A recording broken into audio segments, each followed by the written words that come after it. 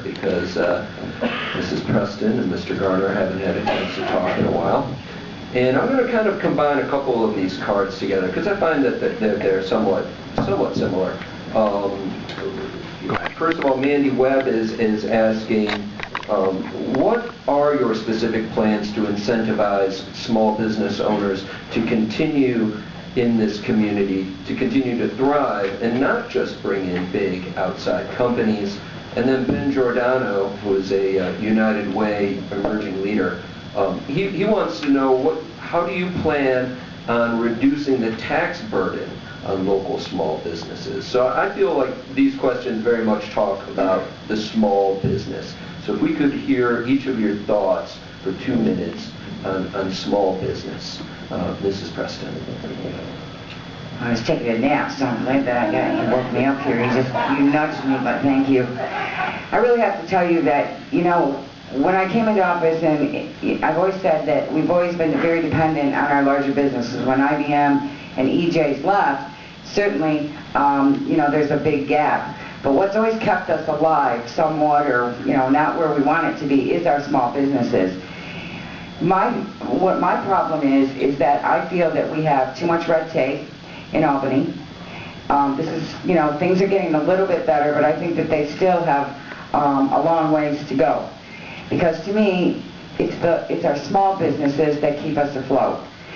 It's great when we bring in the big businesses, and it is. We really like to see that, but we also have to have a solid foundation for our small businesses. And to me, we've got to cut a lot of the red tape and the regulations from Albany. We have to. So what my goal on this is to, you know, work with our leaders in the Senate and the Assembly. I know that I talked with Mr. Akshar. One thing I will say is the minimum wage, and talking with our business leaders, you know, we cannot do $15 an hour like this. You cannot, even though we're waiting a little bit and it's gradual, it's going to hurt our small business.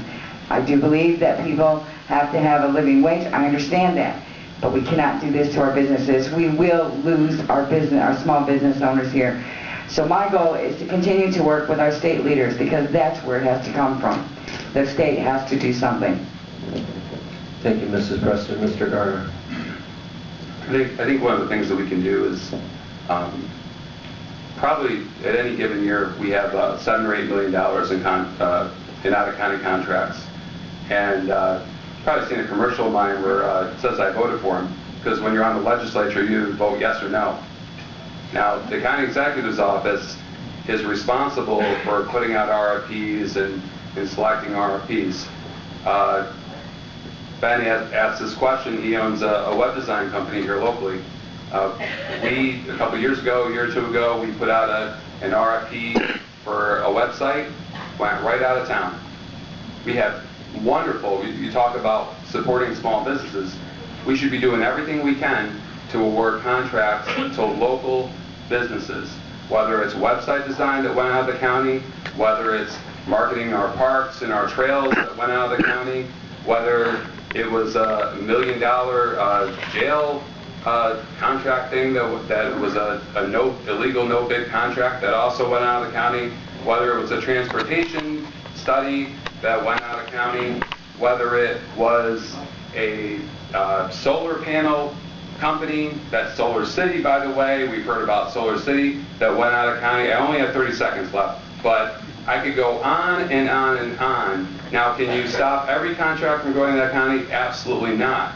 But if our taxpayer dollars are going to be paid for contracts, we better make sure that every single one of those contracts, if and whenever possible, is awarded right here to Broome County workers.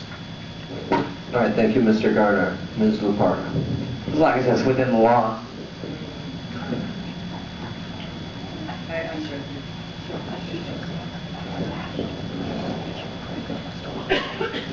You know, I want to echo something you said earlier. You know, I came from a background in human services, mental health, higher education, and over the years I've had a lot of interaction with the local business community. And it wasn't until I got to see what we did with the craft beverage industry that I really understood some of the impediments that you're facing. What we did with that group is we sat down, and the key there is we were committed as a whole. The governor and everyone combined were committed to trying to see this particular industry grow, and one by one we reduced regulations and got them on a good footing, and now you're getting to see what happens. I don't see any reason why we can't be more receptive to the very large and real concerns that you have, certainly with workers' compensation, for example. That alone, with timely payment schedules and trying to have better national standards and all the concerns that I've heard from, is one huge chunk that we certainly need to address. I'm also very big on the buy local. I am oftentimes shocked at the degree to which people locally will not go and buy local. And to support our local businesses, we have that small business, support your small business day. It should be every day. I have my own website done by a local company. Every time we try to do a purchase, we try to buy local. So I'm interested in hearing more about the specific things we can do. Certainly workers' comp, taxes, as you mentioned, is one of my passions, on the school tax issue in particular. But all of these things working as a team. All right, thank you, Ms. Lupardo. Mr. Nixon. Thank you, Jim. Two things. So reducing personal income tax, and then reducing the burden of permits and licenses, and I mean non-professional ones. So the first one, we either get movement on taxes or we're done. They're already too high. We're already the highest or second highest in the country. We get that. So we have to commit to making change there. Now, what's exciting about that opportunity is that it's actually a bipartisan issue. There are people on the other side of the aisle. I'm a Republican. There's people on the other side of the aisle who also want to see personal income taxes reduced. That would benefit not just small business owners, but employees as well. It benefits all of us.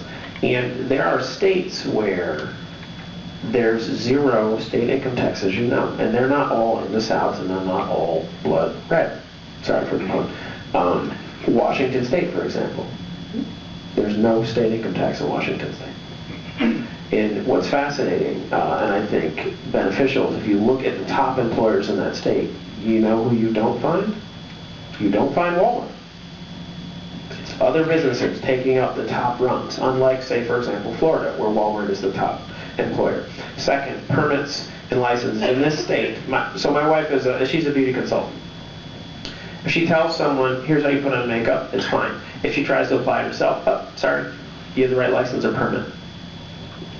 Right, standing in the way of creating business. I met a man while on the campaign trail who was working as a truck driver and was not finding that he could pay all his bills, so he responsibly started doing some side work. He actually turned that into a job and now has employees. And one day he came home from work and saw a notice on his door telling him that he had to cease because he didn't have the right permit or license. He spent weeks getting that tied up. That's what I want to fix. Thank you, Mr. Nixon. Mr. Akshar.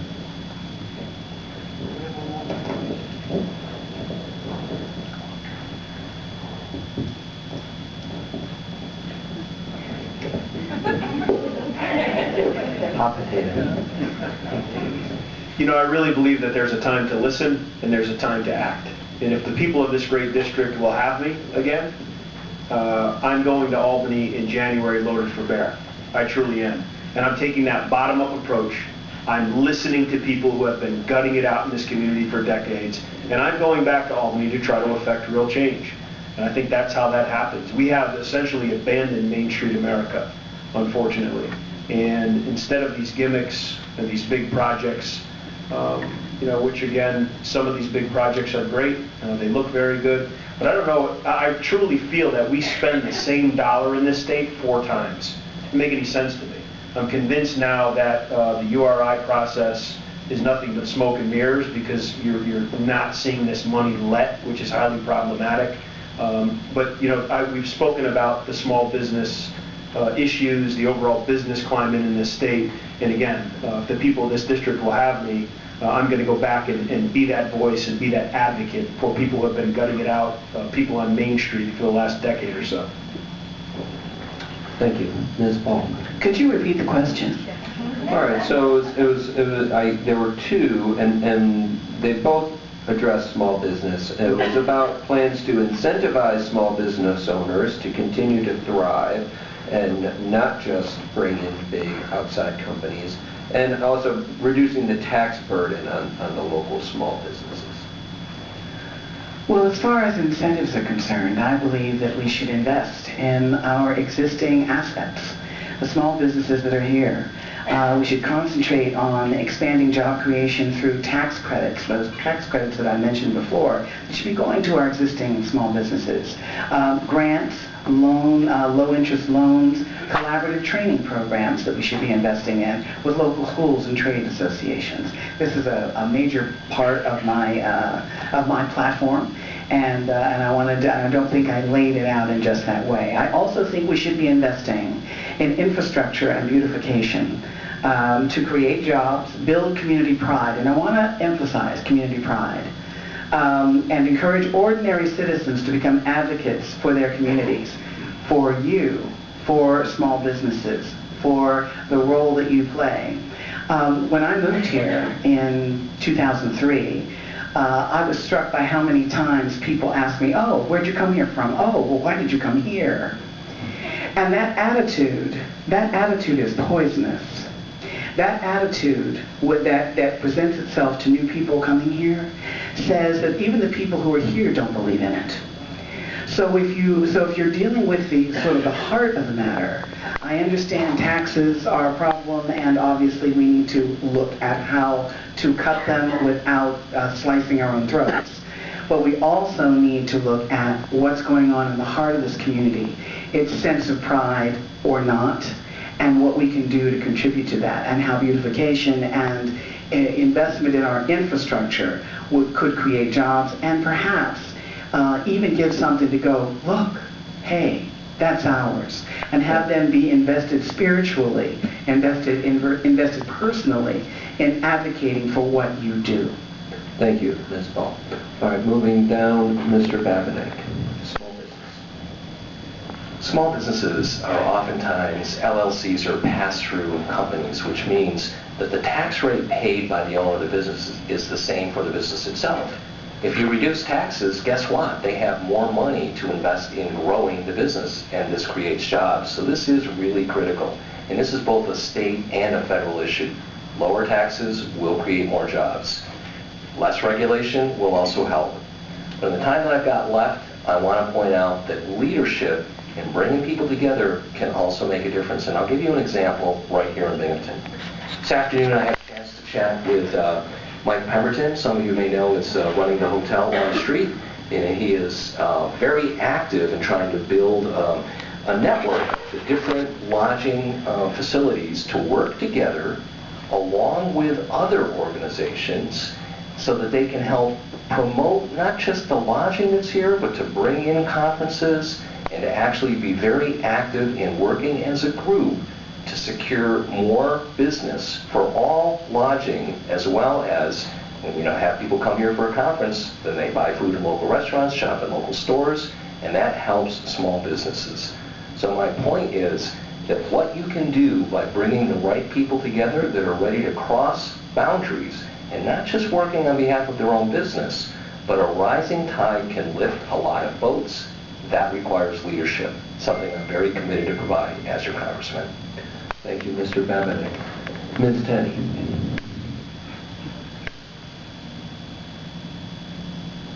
Looking for the green light.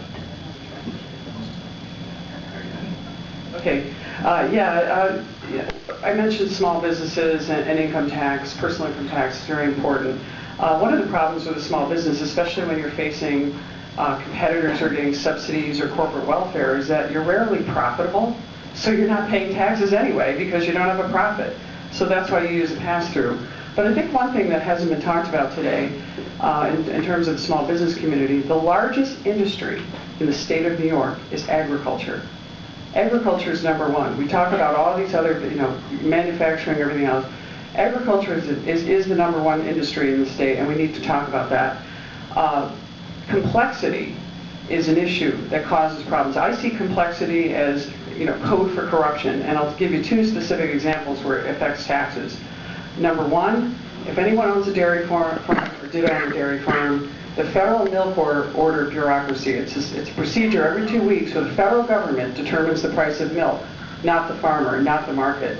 And they're interfering in that, and that causes a lot of problems for our farmers, especially today with the price of milk being so low and the difficulties we have with an international market. The second thing, the complexity, and one of the other big problems is property tax. And Donna alluded to this earlier. Since I've been elected to the State Assembly, I have voted against the education budget, though last year's budget looked pretty good. For this reason, we have failed to reform the school aid formula. The school aid formula is so complex, it reminds me of the federal milk order. Complexity is code for corruption. That means politicians and bureaucrats can get in and manipulate what's going on there. What ends up happening is you have these massive property taxes. School districts down in the southern tier and other parts of the state end up getting advantages, and the upstate schools, like many of ours, are left without the school aid formula and the proper funding that we should have. Need to wrap up. Thank you. And so, to me, again, it comes back to taxes, but again, tying in corruption, subsidies, and making sure we eliminate that will help our small business community. Thank you. Okay. Ms. Myers. Thank you. Again, down at this end of the dais, we're talking about federal, and it's what can we do on a federal level? And there's many things that we can do on a federal level. As Tenney talked about, our agriculture is the #1 business in New York State. I know our Assemblywoman Donna Lupardo has been working on crops like hemp. Industrial hemp has been illegal by the federal government to be grown since the 1970s. By lifting that ban at the federal level, that opens opportunities for our farmers in upstate New York to grow this crop, and around it will hopefully grow businesses that will produce fiber, which will produce food, which will produce all kinds of byproducts of hemp. That's one way the federal government can help upstate New York. As I mentioned before, access to credit is very important to small business, so the government, national government, loosening those regulations that they put on everyone. The other thing that the federal government can do for small businesses is that, it might sound like it's a dirty word, but tax credits for small businesses that want to reinvest in their business, for example, to purchase new equipment, to upgrade their equipment. That would help small businesses, and that's what can be done on a federal level. Thank you. All right, thank you very much.